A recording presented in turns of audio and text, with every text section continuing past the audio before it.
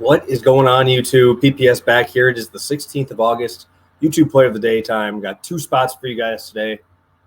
Before we get started, smash that like button, subscribe to the channel. Make sure you are ready for some more content.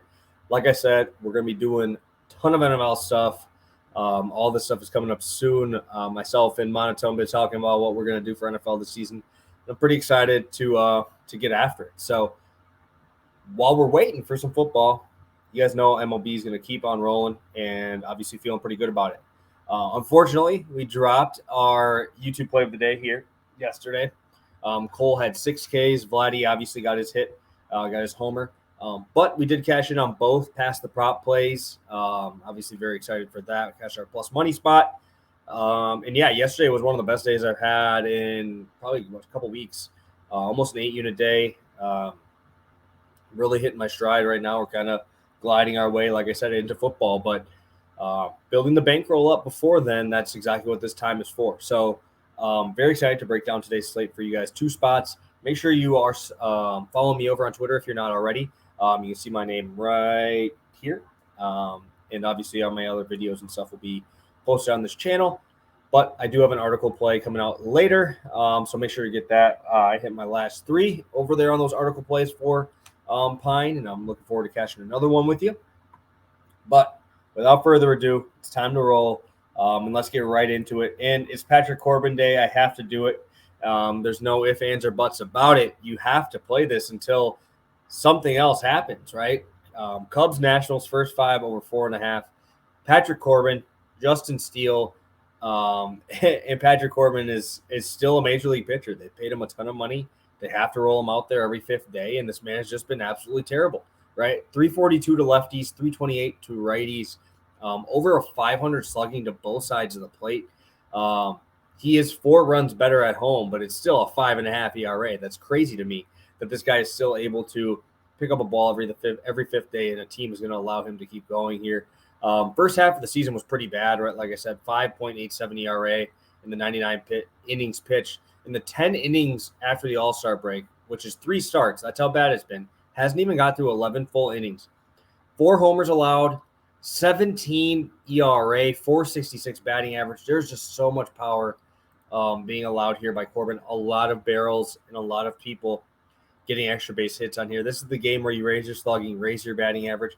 But I think that the Cubs line is going to get juiced up pretty quickly. So I think that this is the best spot, because everybody's going to be super high on Justin Steele here. Steele's a little bit worse away from home with a 4.7 ERA. Obviously, he's been fantastic since the All-Star break. His strikeout percentage is absolutely absurd right now. But on the road, we're seeing a better K rate, but we're also seeing a lot better batting average on balls in play, batting average overall, and a lot more home runs being allowed here. He has an 11 K per 9 on the road, but a 346 batting average on balls in play, a 3.56 FIP versus a 3 at home. I think we see a couple runs from the Nationals. Nelson Cruz finally actually playing baseball now. Obviously, there's still enough here, I think, to get at least 1 or 2. And obviously, I think the Cubs take care of the rest here. There's not much else you got to say about this Patrick Corbin stuff. He has just been absolutely dreadful this year. So, going to ride this till the wheels fall off, and there's going to be the next play is going to kind of have that same type of feel here. So, Cubs Nationals, first 5 over 4.5. Smash it. I'm going to be all over the spot. All right, guys, coming into play number 2, smash that like button. Before we get into it, got my 2 Dinger Tuesday guys coming up here shortly as well. So we got 3 spots left to talk about. And let's get right into the Twins. We're going to the Twins, first 5 minus half a run. I didn't usually do run lines first 5 much. I usually do money lines or run lines in the opposite direction where I'm getting a run, but I love this spot. You guys know I fade road Greinke. You know I back home Greinke. He is Cal Quantrill 2.0, right?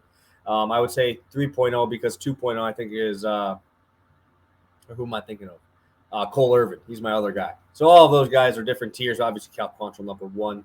There's nobody on that level, but Twins first 5 minus half a run.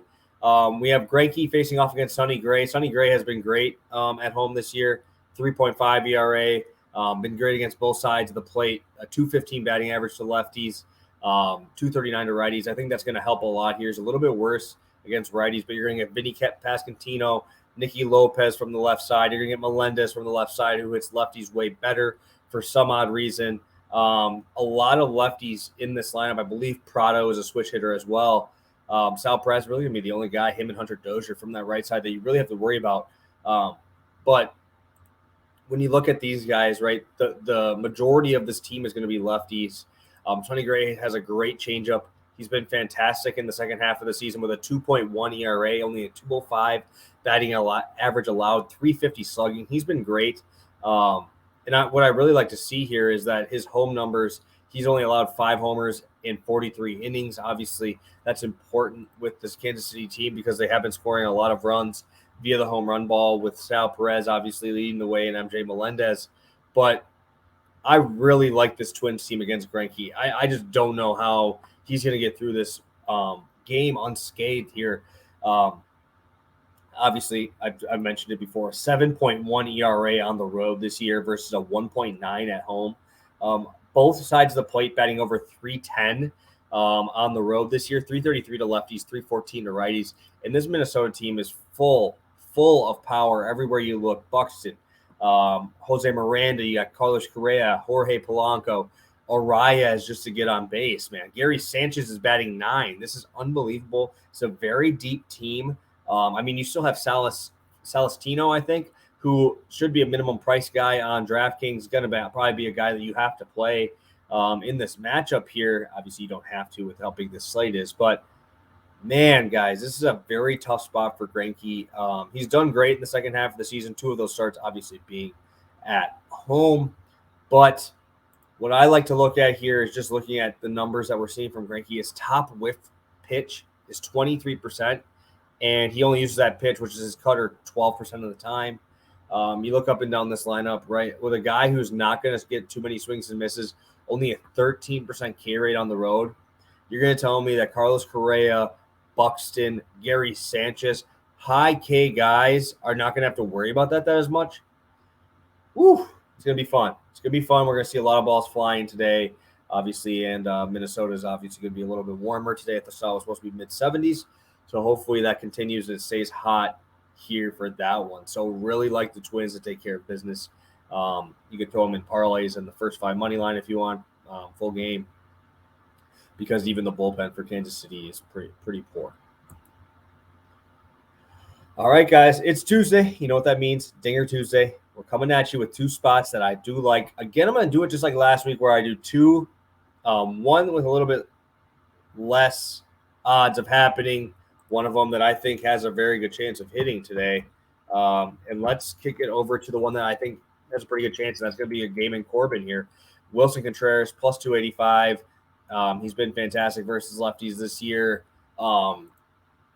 Really in a game that's going to be in a pretty good hitting park. I'm not going to say it's anywhere close to Wrigley, but going to his righties this year, Patrick Corbin has 86 innings pitched, 411 total batters faced, 18 homers to just righties this year. Second half of the season, he's already given up 4 homers in 10 innings. Love to see that number. Conteras is obviously still the leader of this team here. Against the lefties this year, he has 8 homers and only 90 at-bats. So obviously that's a good number to see. Where he has 9 home runs versus righties in 94 or 271 at bats. So a very high percentage of his homers, or eight home runs and only 90 at bats is pretty impressive.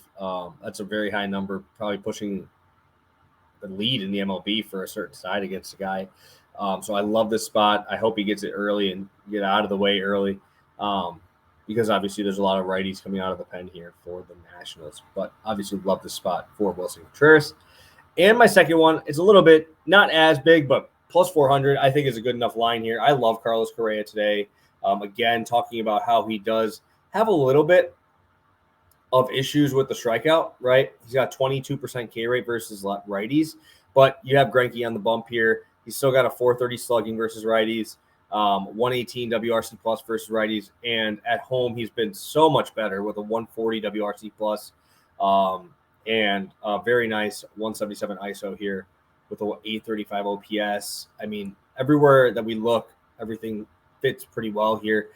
Just looking at the swings and stuff like that, 54% hard hit rate for a four-seamer and a 48% against the changeup. Those are two of the biggest used pitches for Greinke. That'll take up about, 55% of his pitches.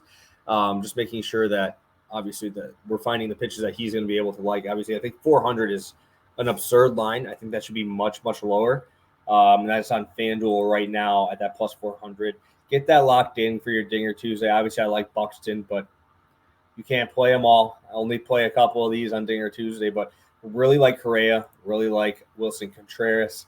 And the two plays of the day are going to be Cubs, first 5 over 4.5. And the Twins, first 5 run line there, minus 130. All right, guys, smash that like button on your way out. Appreciate all of you guys for tuning in. And we will be back tomorrow, 10:30 Central Time, for Pass the Prop with a guest. Make sure that you guys are ready for that one and ready to bring some questions for us. So thank you guys so much. You guys are the best, and best of luck on your Dinger Tuesday. Have a good one, guys.